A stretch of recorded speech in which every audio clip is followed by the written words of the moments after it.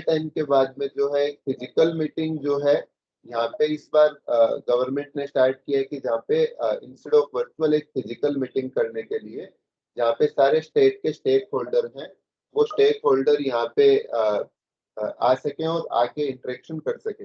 तो 45 मीटिंग के जो कुछ मीडिया रिपोर्ट अपन देख रहे थे उसमें एक बड़ा इंपॉर्टेंट पॉइंट था, जिसमें आपका पॉइंट ये था कि कंपनसेशन सेस का एक्सटेंशन इन पेट्रोल डीजल के ऊपर क्या होने वाला है।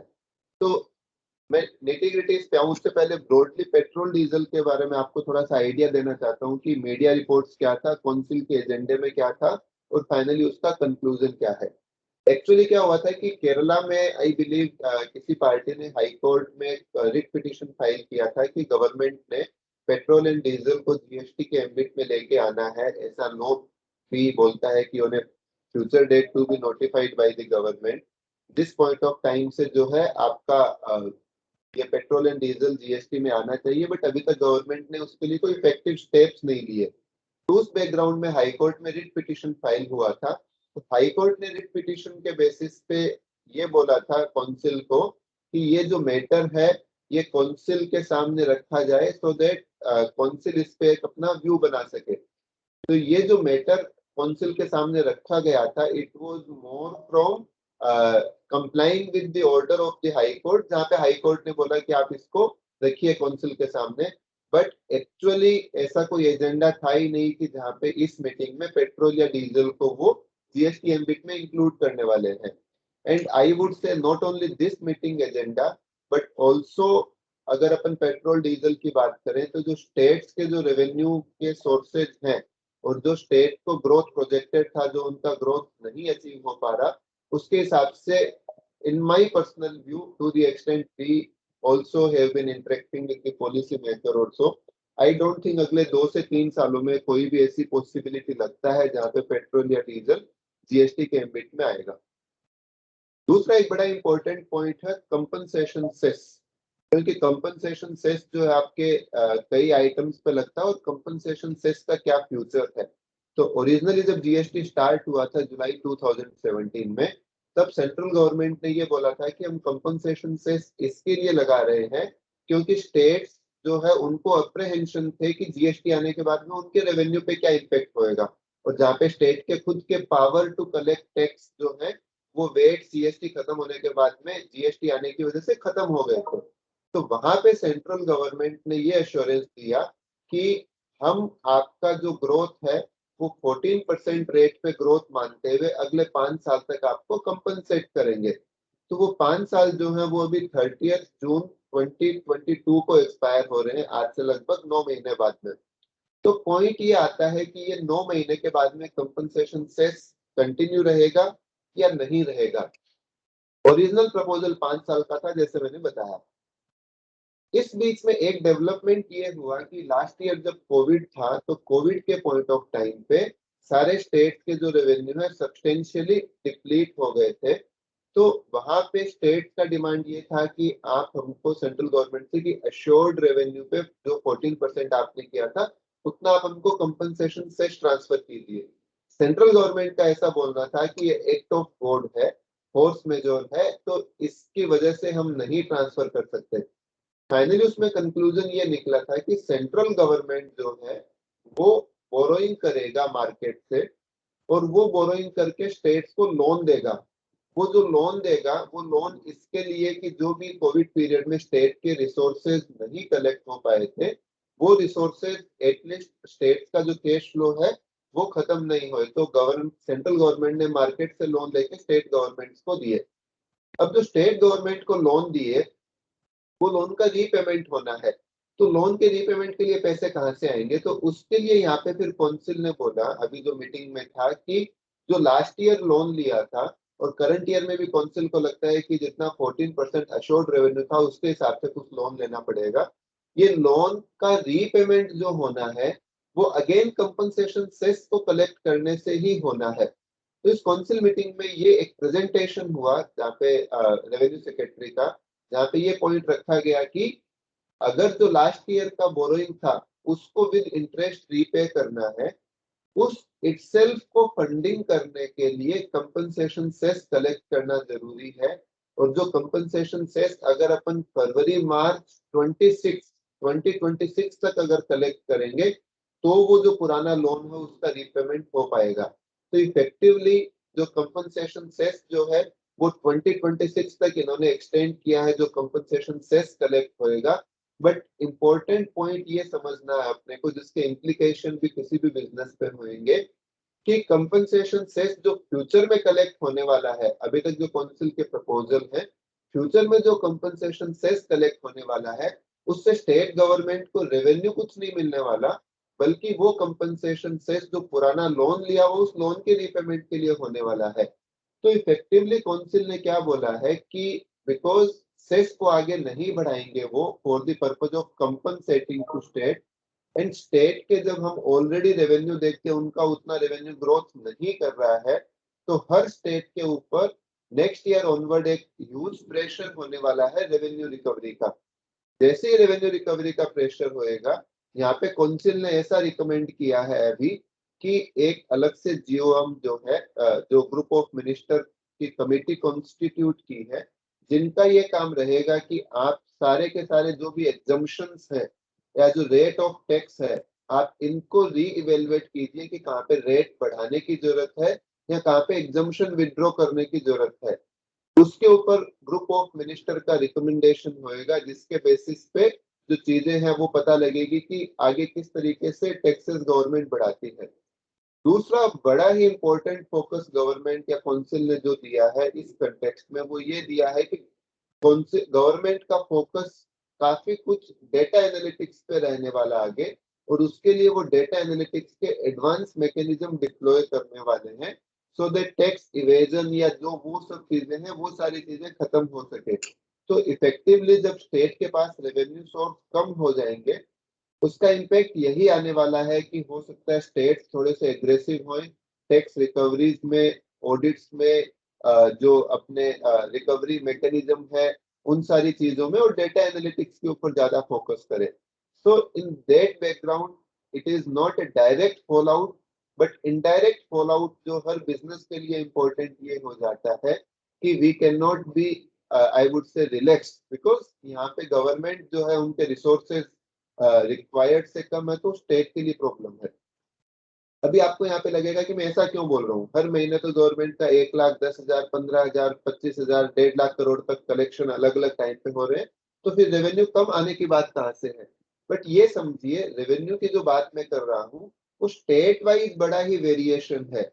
जो स्टेट अगर जीएसटी नहीं आते तो भी हाई ग्रोथ रेट से ग्रो कर रहे थे, बट जीएसटी आने के बाद भी ये टोटल कलेक्शन है इसका स्टेट वाइज बड़ा ही डिस्पेरिटी है। तो जो स्टेट वाइज डिस्पेरिटी है इसकी वजह से ये प्रॉब्लम जो है आने वाला है। कुछ इंपॉर्टेंट चीजें जो काउंसिल ने इस बार लिया, जहाँ पे उन्होंने कई ऐसे सर्कुलर या क्लेरिफिकेशन इश्यू कर रहे हैं जहाँ पे काफी डिस्प्यूट ऑलरेडी चल रहा था या काफी डिस्प्यूट आने वाला था।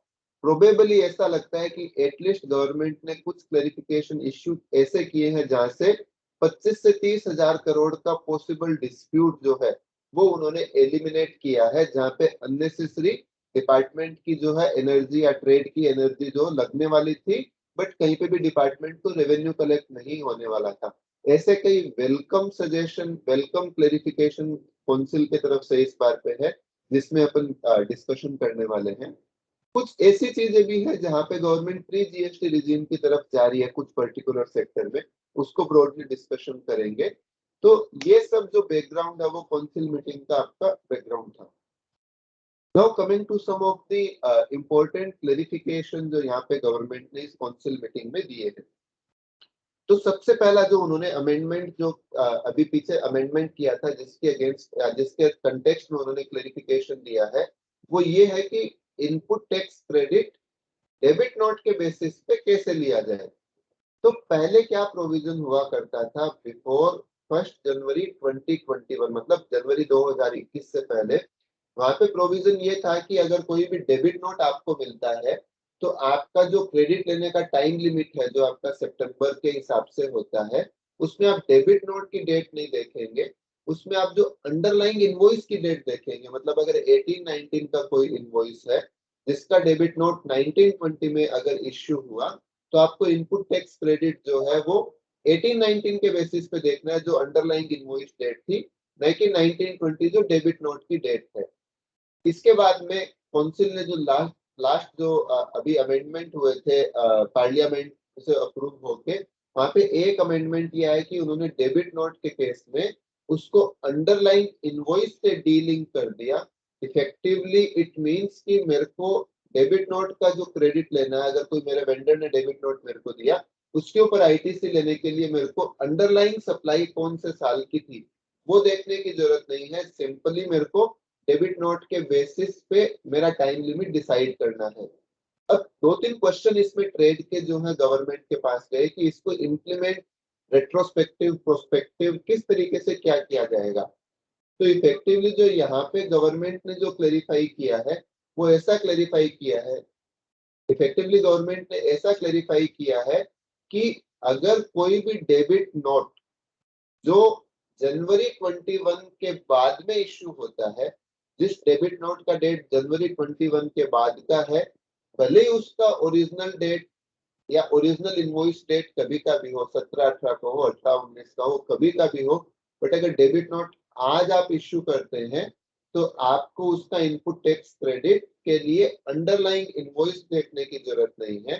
आप डेबिट नोट के बेसिस पे उसका इनपुट टैक्स क्रेडिट लेंगे।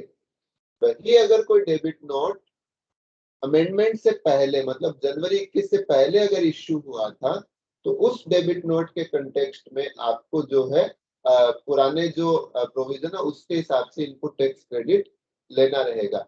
तो इम्पोर्टेंट पार्ट ये आता है कि अगर कोई भी अपनी ऐसी पास्ट में सप्लाई है जहाँ पे जीएसटी नहीं चार्ज हुआ, लेटर से 99 सी के टाइम पे, या अदरवाइज पता लगता है कि हाँ इसके ऊपर जीएसटी लगना चाहिए था, या कोई क्लासिफिकेशन का क्लेरिफिकेशन आता है, या कोई ऐसे मैटर है जहाँ पे ऐसा लगता है कि टैक्स रिकवरी शॉर्ट हुई थी, अभी तक डिपार्टमेंट ने डिस्प्यूट रेज नहीं किया है और सामने वाले पार्टी को अगर इनपुट टैक्स क्रेडिट मिलता है, तो इररेस्पेक्टिव ऑफ ओरिजिनल इनवॉइस कोई से भी साल का हो, अगर आज आप डेबिट नोट रेज कर देते हैं सामने वाले पार्टी पे, तो सामने वाले पार्टी को उसका इनपुट टैक्स क्रेडिट लेने में कोई चैलेंज नहीं है।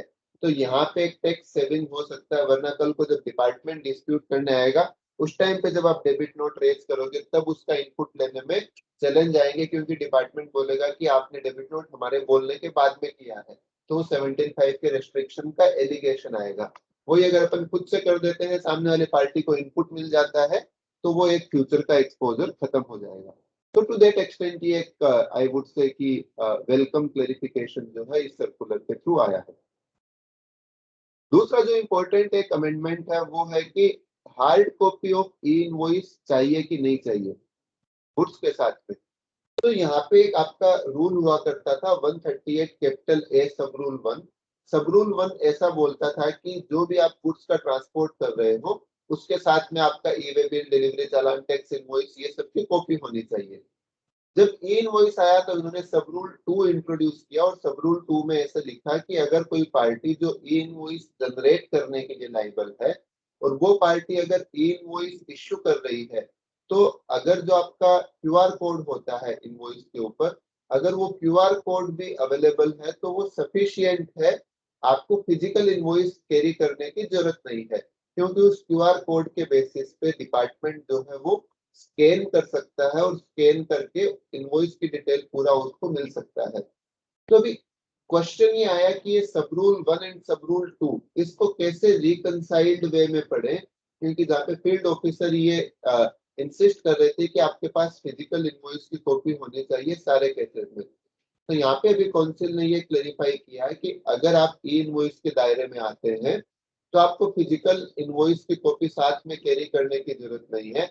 अगर आपके पास में क्यूआर कोड है आपका, जिसके ऊपर आपका इनवॉइस रेफरेंस नंबर रहता है जो आपका 64 डिजिट का होता है, तो वो आपका एक सफिशिएंट कंप्लायंस है। डिपार्टमेंट को कुछ भी चेक करना है तो उसके बेसिस पे कर सकते हैं। तो ये क्लेरिफिकेटरी है, आप फिजिकल इनवॉइस नहीं भी कैरी करते हैं आपका सफिशिएंट कंप्लायंस ऑफ लॉ माना जाएगा।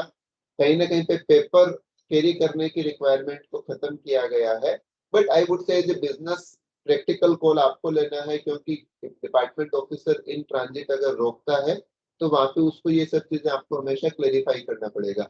बट हाँ, एटलीस्ट वो ट्रांजेक्शन जो आपके bill to ship to type के होते हैं, या जहाँ पे आपको प्राइसिंग कॉन्फिडेंशियलिटी रखनी है किसी पार्टी से, वो सब अगर चीजें होती है तो वहां पे ये क्लेरिफिकेशन आपको काफी यूजफुल रहेगा, क्योंकि यहाँ पे अब आप फिजिकल इनवॉइस जब कैरी नहीं कर रहे हैं पूरा इनवॉइस, तो सर्टेनली जो है प्राइस डिस्क्लोज होने की जो पॉसिबिलिटी है वो आपकी सब्सटेंशियली एलिमिनेट हो जाती है। सो टू दैट एक्सटेंट ये आपका एक वेलकम सजेशन है जो काउंसिल ने क्लेरिफाई किया है। At the same point of time ये भी इंपॉर्टेंट है कि ये केवल ई इनवॉइस वाले केसेस में है, नॉर्मल टैक्स इनवॉइस या डिलीवरी चालान या बिल ऑफ सप्लाई या ई वे बिल, ये सब के लिए क्लेरिफिकेशन अप्लीकेबल नहीं है। सो टू दैट एक्सटेंट अपने को वो कंफ्यूजन नहीं होना चाहिए, we should be clear about it. ये आपका सेकंड क्लेरिफिकेशन जो उन्होंने कल सर्कुलर आया था उसमें इश्यू किया था। अभी तीसरा जो क्लेरिफिकेशन उन्होंने दिया वो एक्सपोर्ट ड्यूटी के ऊपर दिया है, जो रिफंड के सिलसिले में लगता है। बाई एंड लार्ज ज्यादा एप्लीकेबिलिटी नहीं है इसकी, बट एकेडमिकली बड़ा ही ब्रीफ में रखता हूँ। सेक्शन 54 में एक रिस्ट्रिक्शन है कि अगर आपका गुड्स एक्सपोर्ट ड्यूटी जिस पे लगता है तो आपको जीएसटी का रिफंड नहीं मिलेगा। कुछ लिमिटेड कमोडिटीज पे गवर्नमेंट ने जो है एक्सपोर्ट ड्यूटीज लगाया हुआ है। अब एक टेक्निकल पॉइंट ये आया कि जो मेरी एक्सपोर्ट ड्यूटी की शेड्यूल है उसमें कई जगह तो लेटेस्ट से मेरी एक्सपोर्ट ड्यूटी 5% लिखा और बाद में एग्जम्पशन नोटिफिकेशन के थ्रू एग्जम्पशन दिया हुआ है। कुछ जगह ऐसा है कि जहाँ पे एक्सपोर्ट ड्यूटी प्रोडक्ट के सामने नील रेट लिखा हुआ है। तो क्वेश्चन ये था कि इन दोनों केसेस में कैसे इंटरप्रेट होएगा, इन दोनों केसेस में हमको रिफंड मिलेगा कि नहीं मिलेगा। तो यहाँ पे काउंसिल ने ये क्लेरिफाई किया है कि इफेक्टिवली अगर आपके प्रोडक्ट के ऊपर एक्सपोर्ट ड्यूटी लगता है तो ही आपके ऊपर रेस्ट्रिक्शन है, भले ही आपके टैरिफ शेड्यूल में नील लिखा हुआ हो या फिर उसमें 5% रेट लिख के बाद में अलग से एग्जम्पशन नोटिफिकेशन हो। दोनों ही केस में ऐसा माना जाएगा कि आपके ऊपर एक्सपोर्ट ड्यूटी नहीं लग रही है, और बिकॉज आपके ऊपर एक्सपोर्ट ड्यूटी नहीं लग रही है आपको रिफंड क्लेम मिलेगा। तो ये क्लेरिफिकेटरी सर्कुलर है जो गवर्नमेंट ने दिया है, जहाँ पे इंटरप्रिटेशनल एम्बिग्यूटी को खत्म करने के लिए। तो ये एक अगेन आई वुड से इम्पोर्टेंट डिस्प्यूट अवॉइडेंस का मैकेनिज्म जो गवर्नमेंट की तरफ से है। नेक्स्ट जो सर्कुलर है, अगेन इस सर्कुलर की जो जरूरत पड़ी है वो जरूरत लॉ के हिसाब से नहीं पड़ी। कुछ फील्ड ऑफिसर्स ऐसा कर रहे हैं या एक दो एडवांस रूलिंग ऐसी है जहां पे उन्होंने लॉ को करेक्ट तरीके से इंटरप्रेट नहीं किया, जिसकी वजह से ये प्रॉब्लम आके खड़ा हो रहा है। तो इस सर्कुलर का बैकग्राउंड क्या है और गवर्नमेंट ने क्या क्लेरिफाई किया उसको समझते हैं। मान लीजिए मैं कोई एक्सपोर्ट ऑफ सर्विस करता हूँ इंडिया से इंडिया के बाहर। एक्सपोर्ट ऑफ सर्विस में एक कंडीशन है कि अगर मैं services merely establishment of distinct person को देता हूं, उस सिचुएशन में वो मेरा एक्सपोर्ट ऑफ सर्विस नहीं माना जाएगा।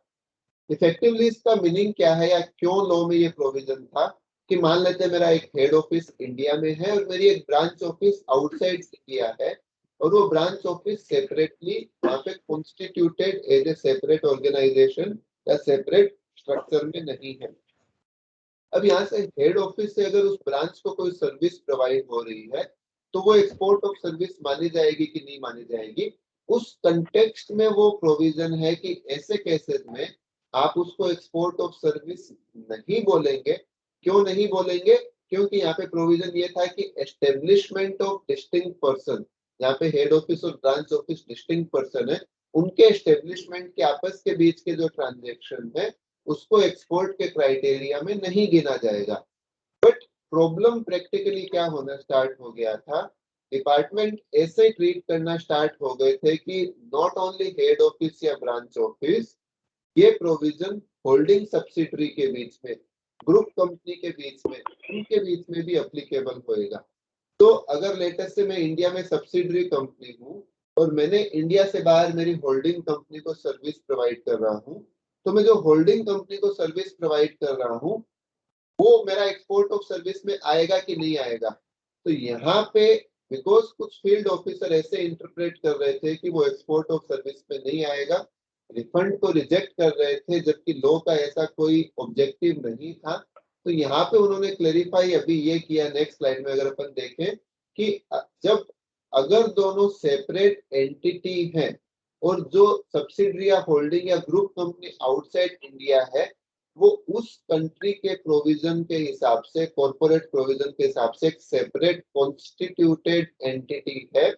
उस सिचुएशन में इंडियन एंटिटी और बाहर वाली एंटिटी को एस्टेब्लिशमेंट ऑफ डिस्टिंक्ट पर्सन नहीं बोलेंगे, बिकॉज ये दो इंडिपेंडेंट कॉर्पोरेट एंटिटी है। और जब ये दो इंडिपेंडेंट कॉर्पोरेट एंटिटीज हैं, इस सिचुएशन में इनके ट्रांजैक्शन के बीच को जो है वो एक्सपोर्ट ऑफ सर्विस ही गिना जाएगा, और उसके ऊपर आप ये नहीं बोल सकते कि रिफंड परमिसिबल नहीं होएगा। कुछ रिफंड केस ऑलरेडी हम लोग भी इस टाइप के जो है वो फाइट कर रहे हैं। आई थिंक अगेन ये काफी वेलकम क्लेरिफिकेशन है, जहाँ पे अननेसेसरी जो डिस्प्यूट होना था डिपार्टमेंट का, वो डिस्प्यूट जो है वो खत्म कर रहे हैं। नेक्स्ट पॉइंट पे आते हैं जो उन्होंने क्लेरिफाई किया है, ये आपका है इंटरमीडिएरी सर्विसेज को। ये आई वुड से one of the very good clarification जो है गवर्नमेंट ने दिया है। इस सर्कुलर पे आता हूं, उससे पहले एक दो चीजें मैं थोड़ा सा क्लेरिफाई करना चाहूंगा इंटरमीडिएरी के कंटेक्स्ट में, सो दैट कंफ्यूजन नहीं आए कि इस क्लेरिफिकेशन का स्कोप क्या है। सबसे पहले क्या होता है इंटरमीडिएरी के केस में, बिकॉज प्लेस ऑफ सप्लाई आपका लोकेशन ऑफ सप्लायर होता है। तो अगर मैं एक पर्सन इंडिया में हूँ, मैंने आउटसाइड इंडिया किसी पर्सन को सर्विस प्रोवाइड करना है, तो लेटर से इंडिया से बाहर एक वॉलमार्ट लेटर से कंपनी है, उस वॉलमार्ट को इंडिया से टेक्सटाइल इंपोर्ट करने हैं। वॉलमार्ट ने क्या किया, मेरे को अपॉइंट किया एज एजेंसी की आप मार्केट में अलग अलग मैन्युफैक्चरर ढूंढिए, और आप वो मैन्युफैक्चरर ढूंढ के जो है हमारे स्टाइल एंड डिजाइन के हिसाब से आप हमको गुड्स एक्सपोर्ट करवाइए। जो आप एक्सपोर्ट करवाओगे उसके ऊपर हम आपको 4% कमीशन देंगे। ये टाइप के ट्रांजैक्शन में लॉ क्या बोलता है कि ये इंटरमीडिएरी के डेफिनेशन में आता है, और जब ये इंटरमीडिएरी के डेफिनेशन में आता है तो इसका प्लेस ऑफ सप्लाई जो है वही प्लेस गिना जाएगा जहाँ पे इंटरमीडिएरी लोकेटेड है। इस पर्टिकुलर केस में बिकॉज इंटरमीडिएरी जो है वो इंडिया में लोकेटेड है, मैं इंडिया में लोकेटेड हूँ, तो मेरी सर्विस है वो एक्सपोर्ट ऑफ सर्विस में नहीं आ सकती। अब सबसे पहले इस लीगल प्रोविजन के ऊपर क्वेश्चन उठा था कि प्रोविजन सही है कि गलत है। तो आप रिकलेक्ट करेंगे, थोड़े टाइम पहले अपन ने डिस्कशन भी किया था कि मुंबई हाई कोर्ट का जजमेंट था जहाँ पे डिवाइडेड रूलिंग था, जहाँ पे एक मेंबर ने बोला हाई कोर्ट में कि ये जो एक्सपोर्ट से इसको बाहर रखना इंटरमीडिएरी को, ये अनकॉन्स्टिट्यूशनल है। इंटरमीडिएरी को आप एक्सपोर्ट से बाहर नहीं रख सकते।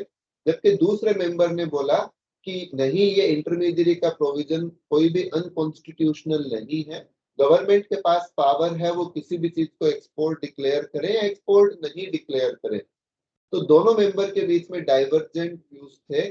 फाइनली मैटर जो है लार्जर बेंच को रेफर किया गया। ये सर्कुलर इस केस लॉ से कोई भी इसका कोरिलेशन नहीं है।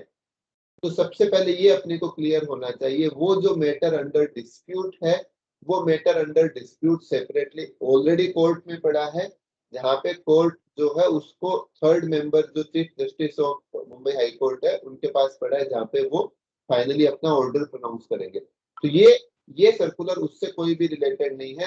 Just I am clarifying this position, point number 1। ये सर्कुलर की जरूरत क्यों पड़ी?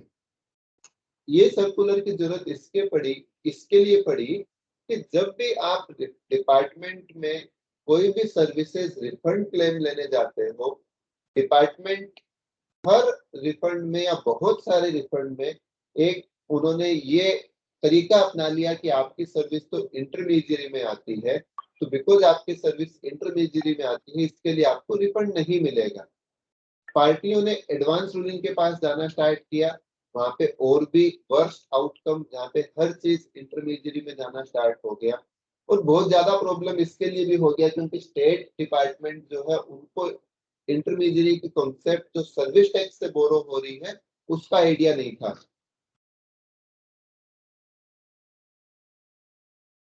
तो इफेक्टिवली उसका प्रॉब्लम क्या हुआ, जो भी आपकी बीपीओ इंडस्ट्री है, सॉफ्टवेयर इंडस्ट्री है, या अलग जो R&D सेंटर्स हैं, ये सब जो कॉस्ट प्लस लेवल पे काम करते हैं, उन सब चीजों में डिपार्टमेंट ने ये इंटरप्रेट करना स्टार्ट कर दिया कि ये इंटरमीडिएरी है, एक्सपोर्ट नहीं है, रिफंड नहीं मिलेगा।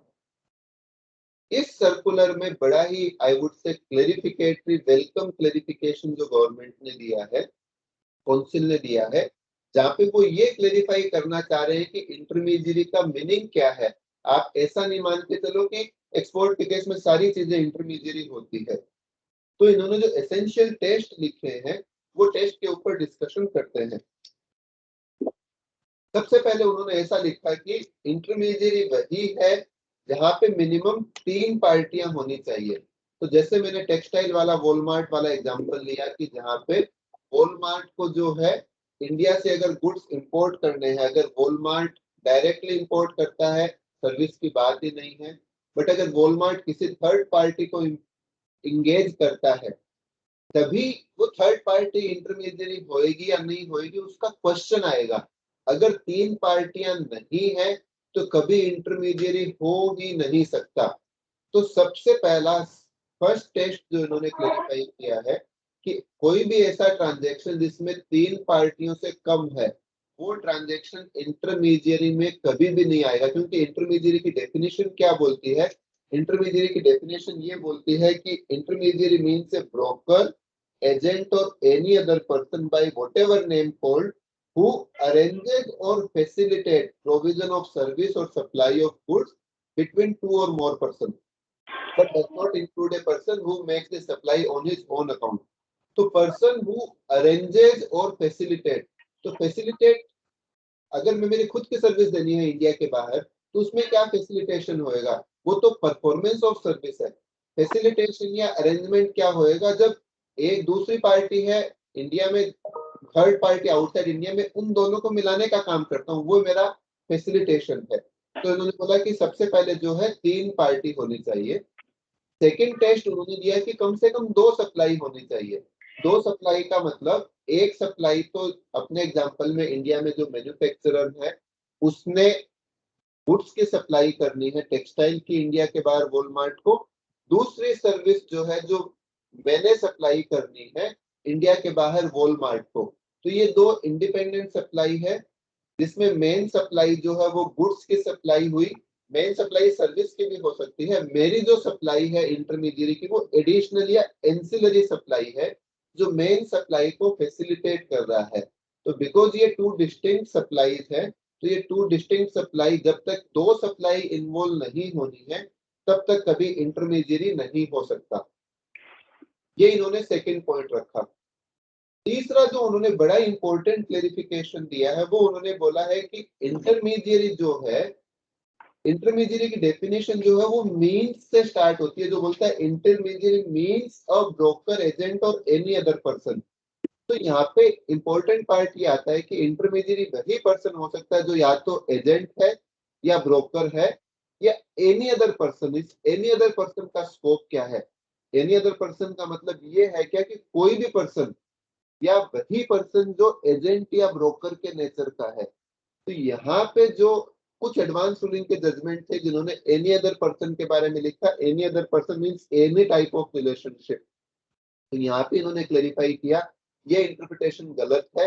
एनी अदर पर्सन को भी आप उसी पर्सन को देखना है जो एजेंट या ब्रोकर के टाइप का काम करता है। अगर वो पर्सन एजेंट या ब्रोकर के टाइप का काम नहीं करता तो उस सिचुएशन में आप ये नहीं बोलेंगे कि वो पर्सन इंटरमीडियरी है।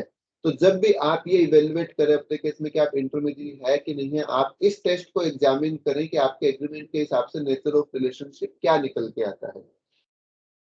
नेक्स्ट जो इन्होंने क्लेरिफाई किया कि अगर मैं सर्विसेज जो है ऑन अकाउंट, मतलब मैं खुद प्रिंसिपल टू प्रिंसिपल दे रहा हूं, तो वो मेरा इंटरमीडियरी में नहीं आएगा। एंड पांचवा और एक बड़ा इंपॉर्टेंट पार्ट बोला वो सब कॉन्ट्रैक्टिंग पे बोला कि सब कॉन्ट्रैक्टिंग है वो इंटरमीडियरी सर्विस नहीं है। तो अगर मान लो मेरे को एक इंडिया के बाहर की पार्टी है जिसने इंडिया में किसी पार्टी को कोई माल बेचा जिसके लिए मेरे को रिपेयर मेंटेनेंस का या एएमसी का कॉन्ट्रैक्ट दिया। अब मेरे को जो एएमसी का कॉन्ट्रैक्ट दिया उस एएमसी के कॉन्ट्रैक्ट को मैंने पार्शियली जो है दूसरी पार्टी को आउटसोर्स भी किया।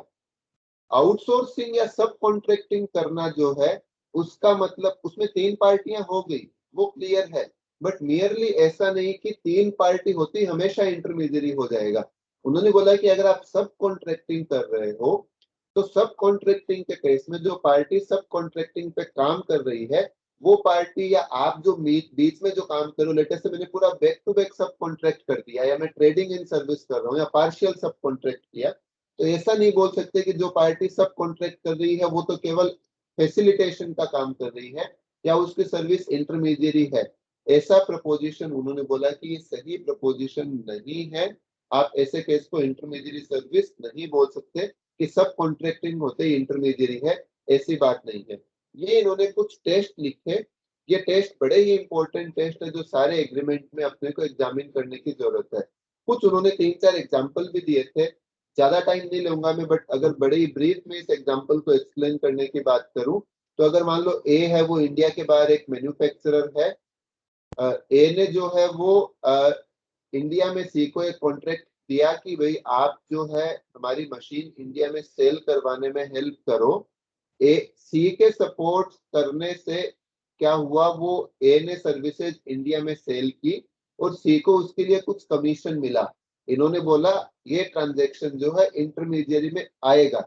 ये ट्रांजैक्शन वही टाइप का जो अपन डिस्कशन कर रहे थे। दूसरा जो बड़ा इंपॉर्टेंट क्लेरिफिकेशन है जो अगेन सॉफ्टवेयर इंडस्ट्री के लिए इंपॉर्टेंट है, यहाँ पे इन्होंने क्या बोला कि एक्स एक कंपनी आउटसाइड इंडिया जिसको एक सॉफ्टवेयर चाहिए, उस सॉफ्टवेयर में लेटर से 10 मॉड्यूल लगने हैं, उसने वो 10 मॉड्यूल का कॉन्ट्रैक्ट जो है वो वाई को इंडिया में ट्रांसफर किया कि भाई आप ये हमको सॉफ्टवेयर डेवलप करके दो। वाई ने क्या किया, लेटर से वो पूरा का पूरा काम जो है वो जेड को आउटसोर्स कर दिया। हो सकता है पार्शियल आउटसोर्सिंग भी हो। अब जेड को जब पूरा आउटसोर्स किया तो जेड को सॉफ्टवेयर डेवलपमेंट करने के लिए उसको बार बार में एक्स कंपनी के एम्प्लॉय से या एक्स से भी इंटरेक्ट करने की जरूरत है।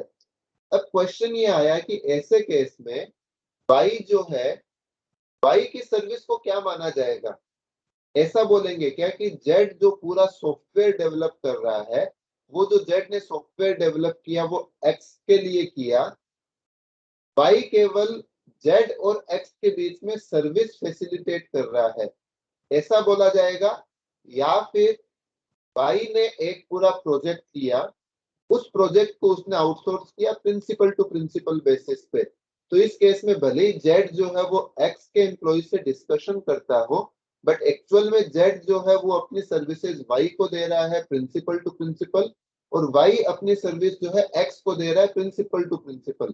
तो यहाँ पे इन्होंने एक बहुत ही अच्छा क्लेरिफिकेशन दिया कि आप इसको इंटरमीडियरी सर्विस नहीं बोल सकते, आउटसोर्सिंग होते इंटरमीडियरी है, ऐसा नहीं है, आपको इसको एक्सपोर्ट ऑफ सर्विस ही मानना रहेगा।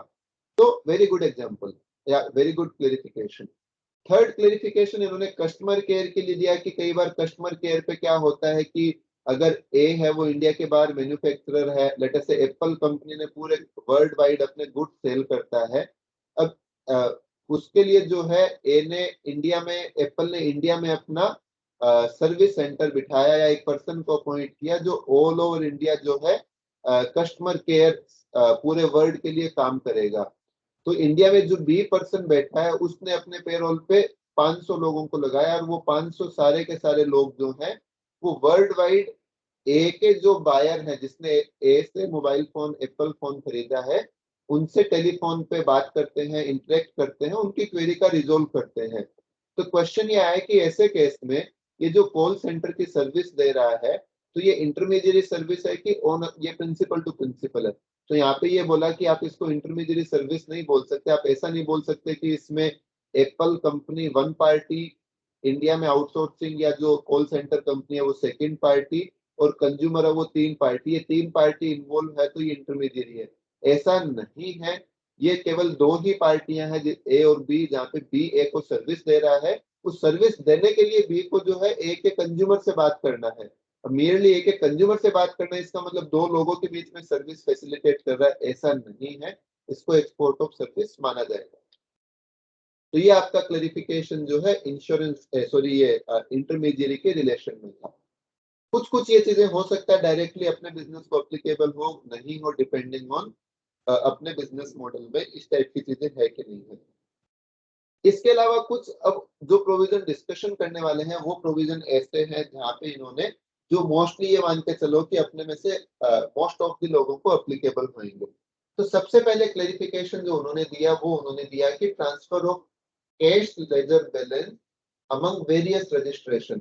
तो अभी तक क्या होता है कि अगर आपने लेटर से एक ही स्टेट में आपने गलत हेड में टैक्स जमा किया, तो पीएमटी 09 के थ्रू अगर आपने सीजीएसटी में ट्रांसफर किया, आपको आईजीएसटी में करना था, आप उसका हेड चेंज कर सकते हैं। बट बहुत सी बार क्या होता है कि मेरे एक स्टेट में एक्स्ट्रा कैश पड़ा है, दूसरे स्टेट में मेरे पास में जो है मेरे को कैश जमा कराना पड़ता है। एक्स्ट्रा कैश हो सकता है टीडीएस कटने की वजह से हुआ हो, मैंने एक्स्ट्रा कैश डिपॉजिट किया हो, उस रीजन से हो सके दूसरे स्टेट में मेरे को कंटिन्यूस कैश जमा कराना है। इस केस में अभी तक लॉ का जो प्रोविजन था, मेरे को फर्स्ट स्टेट में जो है वो रिफंड क्लेम फाइल करना पड़ेगा। मेरे पास ऐसा कोई ऑप्शन नहीं था कि एक स्टेट से दूसरे स्टेट के बीच में मैं कैश ट्रांसफर कर सकूं।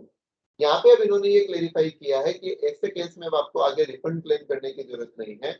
आप एक स्टेट से दूसरे स्टेट में कैश लेजर में जो है वो आप बैलेंस ट्रांसफर कर सकते हैं, बट आप केवल CGST and IGST he transfer कर पाएंगे, आप एसजीएसटी नहीं ट्रांसफर कर सकते। सेस के बारे में साइलेंट है, देखते हैं फाइनली जो सर्कुलर आता है उसमें लॉ में चेंजेस करते हैं उसमें क्या बोलते हैं। बट एसजीएसटी तो वो क्लियरली नहीं करना चाहते, क्योंकि एसजीएसटी आपका एक स्टेट स्पेसिफिक टैक्सेस है, इसके लिए एसजीएसटी को नहीं ट्रांसफर करना चाहते। दूसरा इंपॉर्टेंट पार्ट, यहाँ पे इनपुट टैक्स क्रेडिट ट्रांसफर करने की बात नहीं कर रहे हैं, ये केवल कैश लेजर को ट्रांसफर करने की बात है। तो अपने को ये देखा जा सकता है कि अगर किसी भी रजिस्ट्रेशन में एक्स्ट्रा कैश पड़ा हो तो उस रजिस्ट्रेशन से दूसरे रजिस्ट्रेशन में आप ट्रांसफर कर सकते हो। अभी ये प्रोविजन को नोटिफाई करेंगे, उसके बाद में पोर्टल पे चेंजेस होएगा, उसके बाद में इफेक्टिव होने वाला है। दूसरा जो इन्होंने रिलैक्सेशन दिया वो आईटीसी 04 जो जॉब वर्क का रिटर्न भरा जाता है। एक इनफैक्ट रिकमेंडेशन ये था कि आईटीसी 04 को बंद ही कर दिया जाए, बट फाइनली जो काउंसिल ने अप्रूव किया वो ऐसा था कि नहीं बंद तो नहीं करते हैं, बट इसकी पीरियडिसिटी को रिड्यूस कर देते हैं। तो जिनका भी 5 करोड़ तक का एग्रीगेट टर्नओवर है प्रीवियस ईयर में, उनको केवल साल में एक बार भरना है। जिनका 5 करोड़ से ऊपर का टर्नओवर है, उनको 6 महीने में एक बार भरना है। हालांकि उन्होंने रिलैक्सेशन तो दिया है, बट प्रॉब्लम आईटीसी 04 की जो यूटिलिटी या सॉफ्टवेयर की जो प्रॉब्लम है, वो प्रॉब्लम स्टिल कंटिन्यू ऐसा लगता रहेगी, जहाँ पे बार बार में उसको अपलोड डाउनलोड करना वो सब चैलेंजेस रहते हैं। तो अभी वो चीजें आपके जो 6 महीने से रिटर्न भरना है अगर आपका 5 करोड़ से ऊपर का टर्नओवर है। अभी नेक्स्ट जो क्लेरिफिकेशन है, ये क्लेरिफिकेशन आई थिंक अपने में से मोर और लेस सब्सटेंशियल केसेस में एप्लीकेबल हो सकता है, इसको थोड़ा सा ध्यान से सुनने की जरूरत है। इंटरेस्ट ऑफ आईटीसी, इसके मेरा रिक्वेस्ट है जो लोग नहीं बोल रहे एक बार अपने को म्यूट कर देवे सो दैट डिस्टरबेंस नहीं होए। तो इंटरेस्ट ऑन आईटीसी के ऊपर क्वेश्चन है कि आईटीसी के ऊपर इंटरेस्ट कब लगना चाहिए। तो लेटर से फॉर एग्जांपल कोई in eligible input tax credit है जो मैंने अवेल कर लिया, मैंने सफिशिएंट बैलेंस मेंटेन रखा, बट उस इनपुट टैक्स क्रेडिट जो मैंने बैलेंस मेंटेन रखा उसको यूटिलाइज नहीं किया और बाद में मेरे को पता लगा कि ये मैंने गलत इनपुट ले लिया, तो उस इनपुट को मेरे को रिवर्स करना है। या लेटर से डिपार्टमेंट ने मेरे को पकड़ा और डिपार्टमेंट ने बोला कि ये इनपुट टैक्स क्रेडिट को रिवर्स करो। अब क्वेश्चन ये आता है कि ऐसे केस में जो मेरे को ये इनपुट टैक्स क्रेडिट रिवर्स करना है, इसके ऊपर इंटरेस्ट लायबिलिटी आएगा कि नहीं आएगा। अगर अपन सेक्शन 73 की बात करें तो वहां पे बोलता है इंटरेस्ट आईटीसी अवेल्ड और यूटिलाइज्ड, उसके ऊपर इंटरेस्ट आएगा। जब सेक्शन 50 में जाते हैं तो सेक्शन 50 जो है उसका सबसेक्शन 1 तो आउटपुट टैक्स लायबिलिटी की बात करता है, सबसेक्शन 3 जो है जिसपे 24% इंटरेस्ट लिखा है वो मैचिंग कॉन्सेप्ट के ऊपर बात करता है, जो जीएसटीआर 2 जीएसटीआर 3 होना था उसके हिसाब से। बट बिकॉज 2 और 3 नहीं आया, तो सेक्शन 50 सबसेक्शन 3 जिसमें 24% इंटरेस्ट बोलता है वो रिडंडेंट सेक्शन हो गया। उस सेक्शन को गवर्नमेंट सोच रही है अमेंडमेंट करने का। तो यहाँ पे जो हाईकोर्ट का जजमेंट था अभी जीएसटी आने के बाद में मानसरोवर मोटर्स के केस में, और इनफैक्ट प्री जीएसटी के केस में बात करें तो आपका बिल फोर्स का कर्नाटक हाईकोर्ट का बड़ा ही लैंडमार्क जजमेंट है, जहाँ पे ये चीज को क्लेरिफाई किया हुआ है या जजमेंट आया हुआ है कि आईटीसी अगर आपने अवेल किया बट आपने उसको यूटिलाइज नहीं किया, पहले रिवर्स कर दिया, तो इफेक्टिवली एक ये मिया रॉन्ग बुक एंट्री है, इसके ऊपर आपके ऊपर कोई इंटरेस्ट का लायबिलिटी नहीं आ सकता। तो बट डिपार्टमेंट क्या कर रहा था, इस चीज को एक्सेप्ट नहीं कर रहा था। और जैसे ही कोई रॉन्ग आईटीसी अवेल हुआ उसके ऊपर इंटरेस्ट की डिमांड हो रही थी। और इनफैक्ट अगर इसको भी छोड़े, बहुत सारे क्लाइंटों में जो जहाँ पे लेटर से अपन 990 नहीं कर रहे हैं, अदरवाइज इंडस्ट्री में हमने देखा है कि कोई भी आईटीसी गलत लिया हुआ था, उस आईटीसी को 9 जब भर रहे हैं तो रिवर्स जब 9 के टाइम पे अगर कोई गलत आईटीसी लिया हुआ था तो उसके रिवर्सल पे भी इंटरेस्ट लोगों ने जमा कराया था। यहाँ पे गवर्नमेंट एक बड़ा ही वेलकम क्लेरिफिकेशन दे रही है, जो बोल रही है कि अगर आपने आईटीसी रॉन्ग अवेल किया है बट आपने उसको यूटिलाइज नहीं किया है, ऐसे केस में आपके ऊपर इंटरेस्ट लायबिलिटी नहीं आएगी। और वेरी सरप्राइजिंगली इसको वो रेट्रोस्पेक्टिव अमेंडमेंट देने वाले हैं ऐसा लगता है। प्रेस रिलीज में एग्जैक्टली नहीं पता कि क्लेरिफाई किया है क्या, बट इट अपीयर्स कि इसको रेट्रोस्पेक्टिव क्लेरिफिकेशन देने वाले हैं। तो इस कंटेक्स्ट में कुछ सिनेरियोज जो रखे हैं जो काफी इंपॉर्टेंट हो सकते हैं। तो अभी अमेंडमेंट के बाद में पोजीशन क्या है कि अगर आईटीसी आपने रॉन्ग अवेल किया बट यूटिलाइज नहीं किया, कोई भी इंटरेस्ट लायबिलिटी नहीं है। अगर आपने अवेल कर लिया और फिर आपने यूटिलाइज भी कर लिया, तो टू दी एक्सटेंट आपने जो यूटिलाइज किया है उसके ऊपर 18% इंटरेस्ट आने वाला है, 24% इंटरेस्ट नहीं आने वाला है। अगर आपने आईटीसी अवेल किया था बट यूटिलाइज नहीं किया और इंटरेस्ट भी नहीं पेमेंट किया और ऑलरेडी आप रिवर्स कर चुके बट आपने इंटरेस्ट नहीं भरा था, ऐसे केस में आपको इंटरेस्ट देने की जरूरत नहीं है। डिपार्टमेंट का अगर किसी के साथ डिस्प्यूट चल रहा हो प्रेजेंटली, आप उस इस सर्कुलर का रेफरेंस लेते हुए अपनी सबमिशन दीजिए। आप उसको क्लेरिफाई कीजिए कि अभी इसके ऊपर इंटरेस्ट की लायबिलिटी नहीं आ सकती। अगर कोई ऑलरेडी ऑडिट नोट या नोटिस कुछ आ रखा है तो वहां पे आपके डिफेंड के लिए एक बड़ा इंपॉर्टेंट ये बनने वाला है। अगर मान लो पास्ट में आप इंटरेस्ट ऑलरेडी जमा करा चुके 18% पे, जहाँ पे आपने आईटीसी अवेल किया था बट यूटिलाइज नहीं किया, पता नहीं रिफंड मिलेगा नहीं मिलेगा, डिटेल प्रोविजन आएंगे तब पता लगेगा।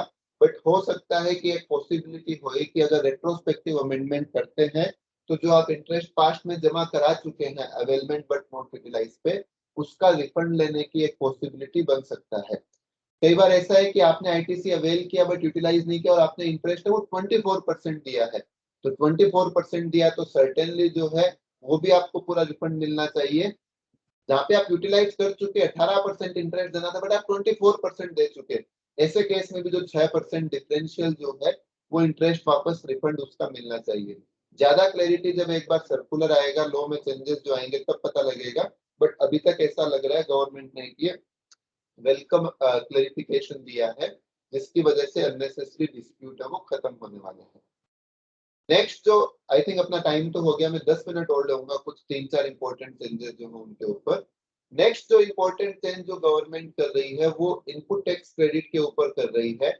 कि अभी तक सबको अपने को पता है कि 2B में जो अमाउंट आता है उसके ऊपर अपने को 5% का बफर भी मिलता है और वो 5% तक मैं एक्स्ट्रा क्रेडिट ले सकता हूँ।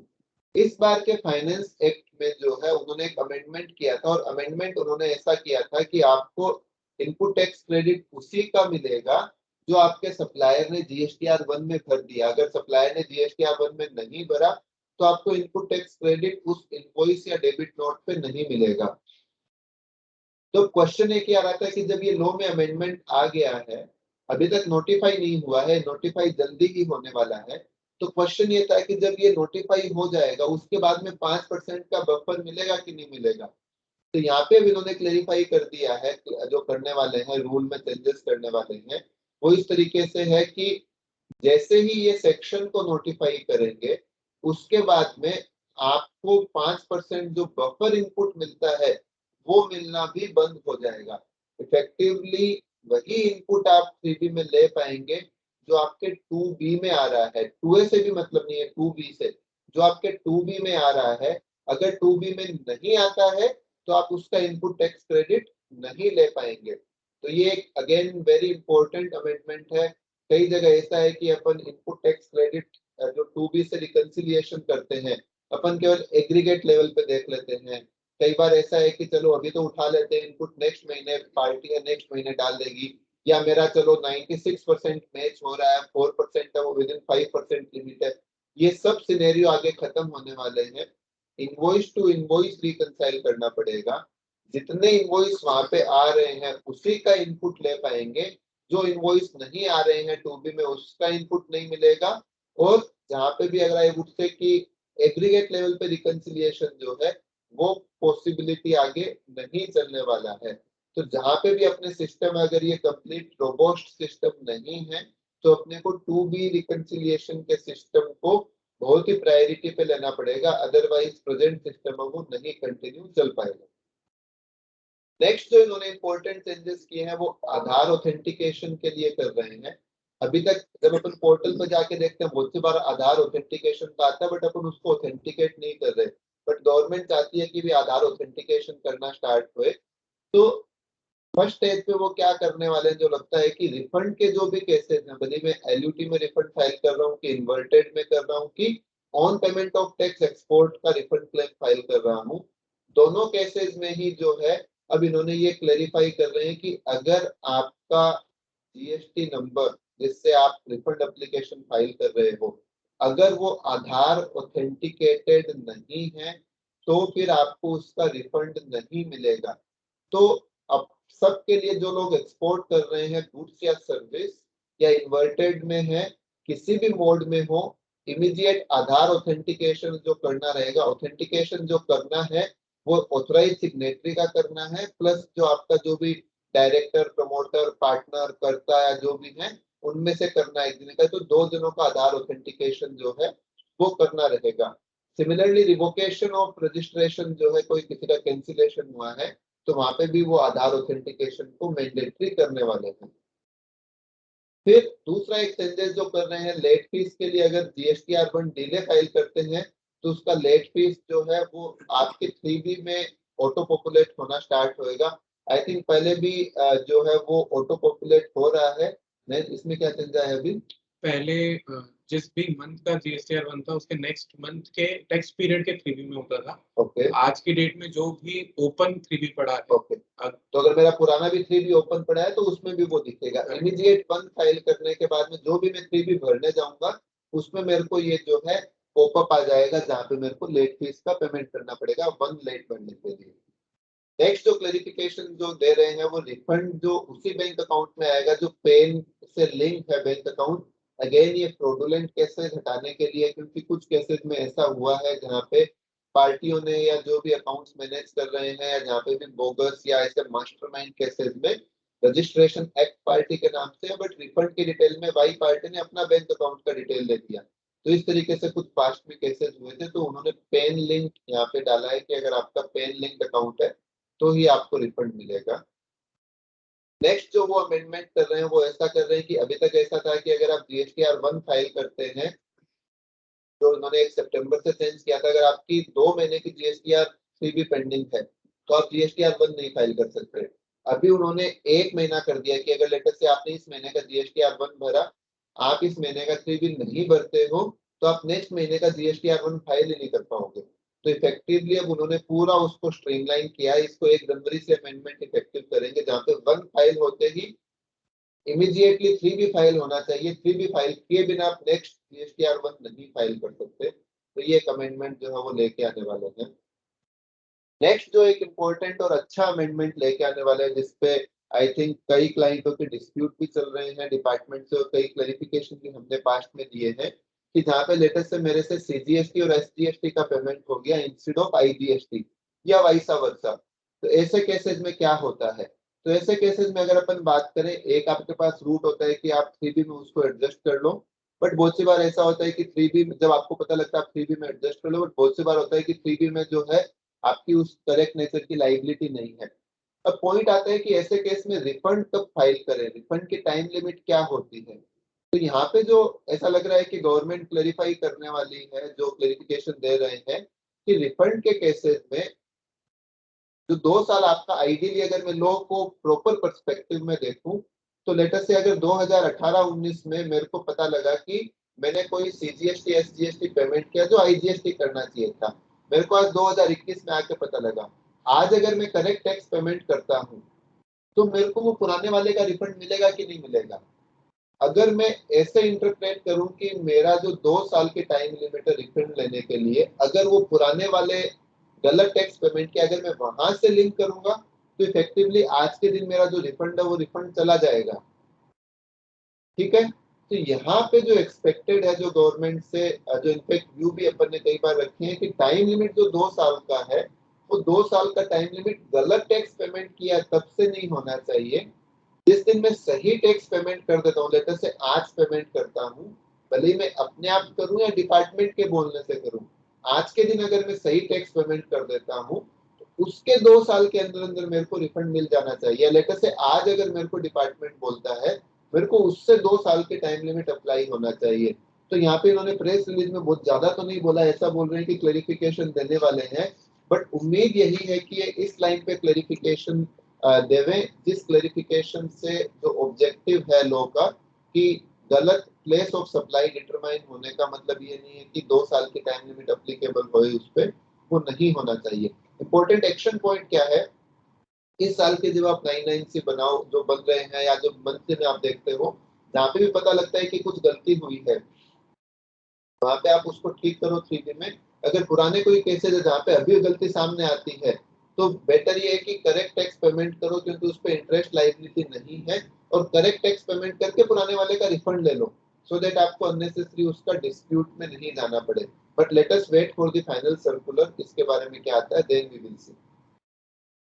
इसके अलावा कुछ और क्लेरिफिकेशन दिया रेस्टोरेंट सेक्टर में, उनका जो कुछ क्लेरिफिकेशन है काफी इम्पैक्ट होने वाले हैं, जहाँ पे क्लाउड किचन, सेंट्रल किचन को उन्होंने क्लेरिफाई किया है कि उस केस को सप्लाई ऑफ सर्विस माना जाएगा रेस्टोरेंट का। फिर उन्होंने जोमेटो स्विगी के केस में बोला है कि वो ई कॉमर्स ऑपरेटर में आएंगे, उनको जोमेटो स्विगी के केस में उनको जो है वो टैक्स लाइबिलिटी है वो देना पड़ेगा as a aggregator. Ice cream parlour वगैरह जो सेल करते हैं उनके ऊपर है कि वो मैन्युफैक्चर्ड आइटम है, रेस्टोरेंट सर्विस में नहीं आएगा। तो उन्होंने सेक्टर स्पेसिफिक क्लैरिफिकेशन दिए हैं, वो मैं अभी इस डिस्कशन में नहीं लेता हूँ, क्योंकि बहुत सारे लोग हैं जो अपने उस सेक्टर में नहीं रहेंगे। 1 to 1 जिनके जो भी क्वेरीज होंगे उनको क्लैरिफाई करेंगे। फिर उन्होंने इसमें सोलर सेक्टर में क्लैरिफाई किया है कि जो टैक्स रेट पहले लगता था कि वर्क्स कॉन्ट्रैक्ट है कि सेपरेट सप्लाई है, तो यहाँ पे इन्होंने 70-30 का बोला था, वो 70-30 के हिसाब से ऐसा है कि पास्ट पीरियड के लिए भी जा सकते हो। एल्कोहलिक लिकर के केस में बोला है कि जॉब वर्क जो है वो 5% नहीं रहेगा, उसके ऊपर 18% ही लगेगा, क्योंकि लिकर को जो फूड प्रोडक्ट नहीं बोल सकते हैं, वो उन्होंने क्लेरिफाई किया है। फिर इसके अलावा कुछ फार्मास्यूटिकल सेक्टर के लिए कि जो भी 3006 के सारे आइटम 12% पे हैं। लेबोरेटरी रीएजेंट में एडवांस रूलिंग था, जो कॉन्ट्रेरी एडवांस रूलिंग था, जहाँ पे क्लेरिफाई किया है कि आपके ऊपर 12% ही रेट लगेगा, 18% नहीं लगेगा। कुछ सेंटेड स्वीट सुपारी और फ्लेवर्ड एंड कोटेड इलायची कुछ प्रोडक्ट है जहाँ पे उन्होंने 18% टैक्स रेट के लिए क्लेरिफिकेशन दिया है। ई कॉमर्स वाला मैंने एग्जांपल दिया ही था। इसके अलावा जो गुड्स इंडिया से आप इंडिया के बाहर भेजते हैं बाई वेसल और एयर, उसके ऊपर जो है एयर फ्रेट या वेसल फ्रेट के ऊपर जो टैक्स लायबिलिटी है, जो उन्होंने एग्जम्पशन दिया हुआ था 30 सितंबर 21 तक, उसको 1 साल के लिए और बढ़ा दिया है, तो उसके ऊपर नहीं लगेगा। इन्वर्टेड एंड टेक्सटाइल में उम्मीद है कि नेक्स्ट ईयर वो मैटर टेकअप करेंगे, जहाँ पे इन्वर्टेड को टेक केयर करने के लिए। तो ये इम्पोर्टेंट जो है काउंसिल के रिकमेंडेशन थे। रेट्स अमेंडमेंट पे मैं स्पेसिफिकली अभी नहीं जाता हूँ, ये सेक्टर स्पेसिफिक चीजें हैं। एक दो पोर्टल रिलेटेड चेंजेस हैं, जिसके लिए मैं नयन को बोलूंगा कि क्विकली वो पोर्टल रिलेटेड चेंजेस एक्सप्लेन कर दें। Then if any question we will take up for 5-10 minutes. Portal में दो छोटे छोटे चेंजेस हैं। ई-वे बिल, जैसे ई-वे बिल के अंदर इशू ये था कि अर्लियर ये माइंडसेट था कि एचएसएन कोड गुड्स के रिलेशन में ही आपका ई-वे बिल जनरेट होगा, बट कई केसेस ऐसे होते हैं जहाँ पे मेरी प्रिंसिपल सप्लाई सर्विस होती है और गुड्स मेरा सिर्फ एक एंसिलरी सप्लाई होता है, जिस वजह से मेरे गुड्स पे भी मेरे को एसएससी कोड ही डालना है। पहले वो ई-वे बिल अलाउ नहीं कर रहा था, अब उन्होंने फंक्शनलिटी ऐसे डाली है कि ई-वे बिल के अंदर आप सर्विस अकाउंटिंग कोड या सर्विस एचएसएन कोड से भी ई-वे बिल जनरेट कर सकते हैं। नेक्स्ट दूसरा जो इन्होंने मेजर चेंज किया है वो ऐसा है कि बिल ऑफ एंट्री में आई थिंक कई क्लाइंट्स भी ये फेस कर रहे होंगे कि जहाँ पे भी आपकी इंपोर्ट ऑफ गुड्स है, वहाँ पे आपके 2B में कंसिस्टेंट नहीं है जो आपका बिल ऑफ एंट्री विजिबल होता है। मान लीजिए मैंने 1 करोड़ के बिल ऑफ एंट्री फाइल की, यहाँ मुझे कभी 70 लाख का दिख रहा है, कभी पिछले मंथ का भी इस मंथ ऑटो पॉपुलेट हो रहा है। इस चीज को करेक्ट करने के लिए उन्होंने एक ऑप्शन रखा है जहाँ पे आइस गेट से उन्होंने फेचिंग का ऑप्शन दिया है मुझे।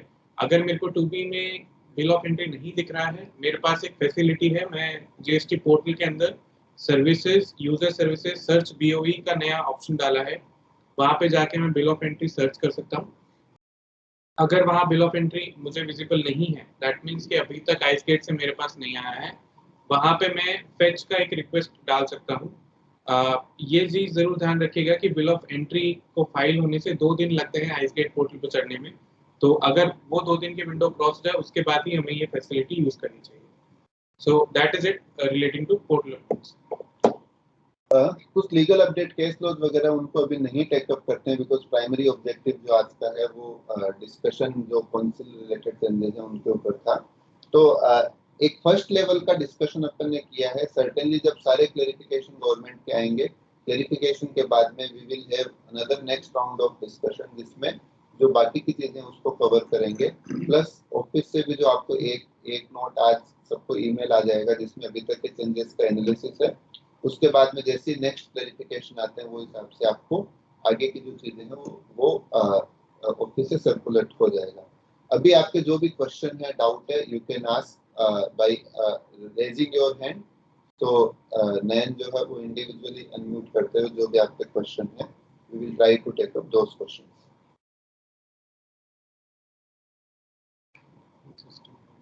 Just a second.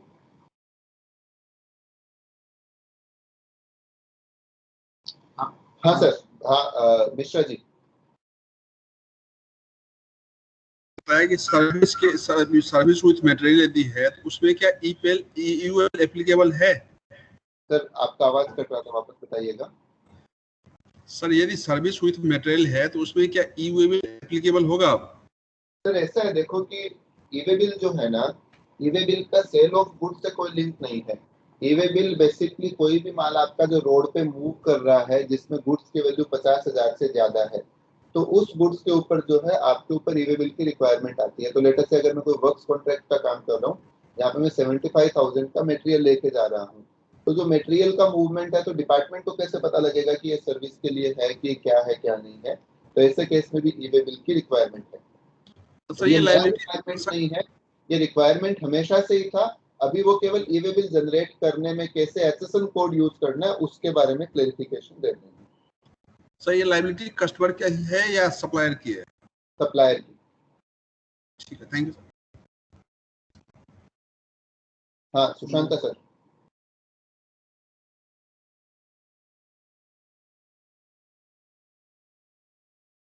Sushant sir आपका क्वेश्चन अनम्यूट करना पड़ेगा सर आपको।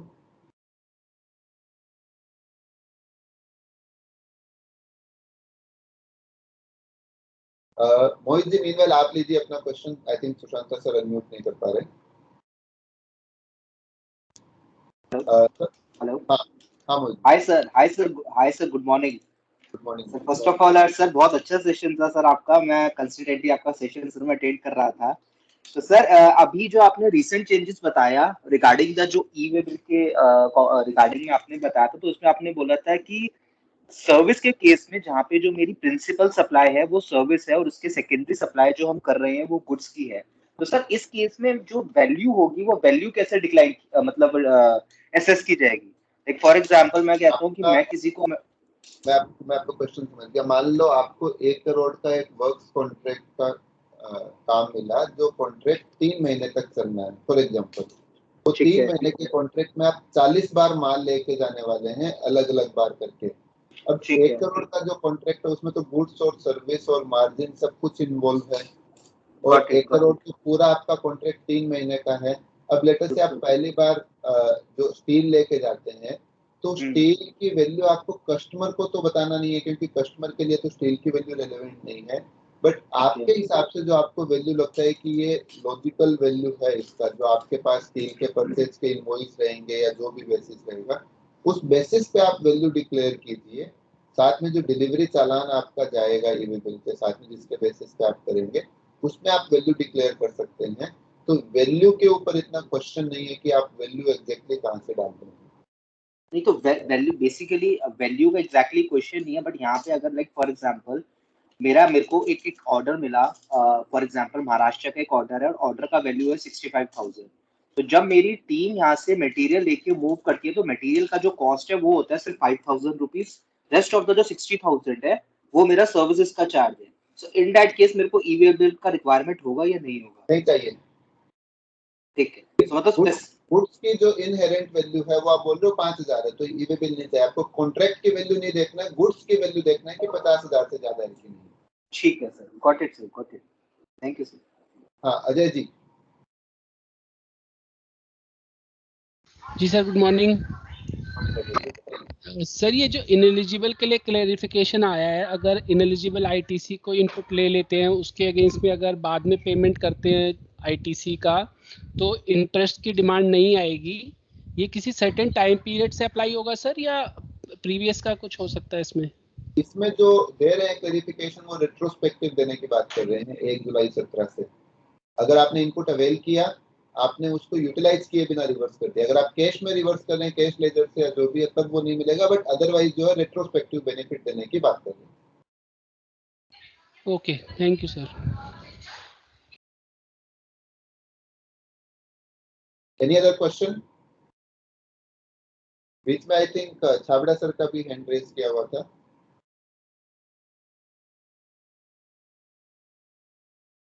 तो आई थिंक हाँ सर। सर एक क्वेश्चन था मेरा कि जो हमने इंटरेस्ट की बात की है, तो ये आफ्टर जीएसटी का जो हमारा इम्प्लीमेंटेशन हुआ है उसके बाद का इनएलिजिबल है, या हम ट्रांसफर का भी कोई पार्ट हमने एक्सेस कैरी फॉरवर्ड कर लिया था, तो वो भी हम रिवर्स अगर करते हैं तो इंटरेस्ट हमें 6% का बेनिफिट मिलेगा उसमें? 6% का नहीं, पूरे 18% का उस पर भी मिलेगा। लॉजिक ये है सर कि प्री जीएसटी में जो है एक्साइज सर्विस टैक्स में भी सेम प्रोविजन था कि अवेलमेंट पे ही अवेलमेंट पे इंटरेस्ट नहीं लगेगा, यूटिलाइजेशन पे लगेगा। अब जीएसटी में भी वो ऐसा ही प्रोविजन दे रहे हैं, तो जब पुराने लॉ में भी सेम प्रोविजन था, नए लॉ में भी सेम क्लेरिफिकेशन दे रहे हैं, तो आपका वो कंटिन्यूटी बना रहेगा। तो आपने ट्रांस 1 में कुछ आप गलत लेके आए और आपने उसको यूटिलाइज किए बिना रिवर्स कर दिया, तो आपको पूरे 18% मिलेगा। लेटर से आप यूटिलाइज कर चुके, ठीक है, बट आपने कैश में पेमेंट किया, आप 24% इंटरेस्ट डिपार्टमेंट मांग रहा है या आपने दिया है, तो वहां पे वो जो है 18% ही होना चाहिए, 24% नहीं हो सकता अगर यूटिलाइज कर चुके तो।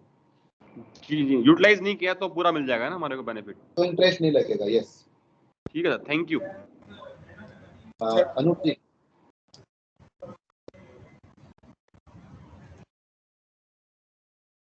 Anoop sir.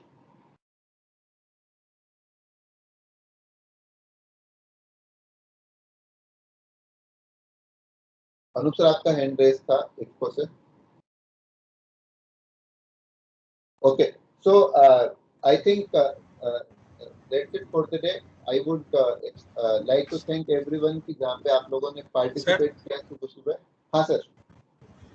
Sir debit note वाले के बताया, तो डेबिट नोट मान लो 18-19 का या पिछले प्रीवियस ईयर का है, पहले मिलता था 30 सितंबर तक, लेकिन ये जो अब है आप बताया कि डेबिट नोट जब इशू करेगा तब से कितने दिन तक उसको ले सकते हैं? मान प्रीवियस ईयर का है और 30 सितंबर के बाद इशू करते, पहले जो है लेटर से बिल आपका 20-21 का है और डेबिट नोट आज आप रेज करते हैं 21-22 में, तो आपकी टाइम लिमिट जो है 20-21 से नहीं स्टार्ट होएगी। आज डेबिट नोट 21-22 में जो रेज हुआ है, आज से आपकी टाइम लिमिट स्टार्ट होएगी, तो नेक्स्ट ईयर सितंबर 22 तक का टाइम होएगा आपके पास में। ठीक, इसके अलावा जो भी आपके डाउट्स है, सर्टेनली जो ऑफिस से कंसर्न टीम मेंबर आपसे इंटरेक्ट कर रहे हैं, आप उनसे मेरे से कोई भी टाइम पे पूछ सकते हैं। ऑफिस से जो नोट आएगा उसमें काफी कुछ चीजें हम लोग कवर करेंगे। नेक्स्ट राउंड का जो हम लोग का नेशनल वेबिनार है जो फ्राइडे को आई बिलीव होने वाला है, उसमें भी एक बड़ा इंपॉर्टेंट टॉपिक डिस्कशन का होने वाला है कि वेंडर रिलेटेड जो चेंजेस है उनको कैसे एड्रेस कर सकते हैं, प्लस ये कुछ रिसेंट के जो चेंजेस है उनके ऊपर। तो मेरा रिक्वेस्ट रहेगा कि आप उस वेबिनार को भी ज्वाइन कीजिए, क्योंकि जीएसटी में वेंडर का जो साइड है वो काफी इंपॉर्टेंट होता जा रहा है। स्पेसिफिकली ये जो 2B का जो अभी अमेंडमेंट कर रहे हैं, जहाँ पे 5% का आपको बफर है, वो भी खत्म होने वाला है। Once all the amendments are clarified by the government, we will have another round of discussion, जहाँ पे सारी चीजों को और further डिटेल में जो चाहिए वो डिस्कशन करेंगे, and probably that discussion would require for couple of rounds. So with this, I am concluding today's deliberation. Again, thank you everyone for joining the discussion. Thank you. ये मेरे को एक बात बताओ,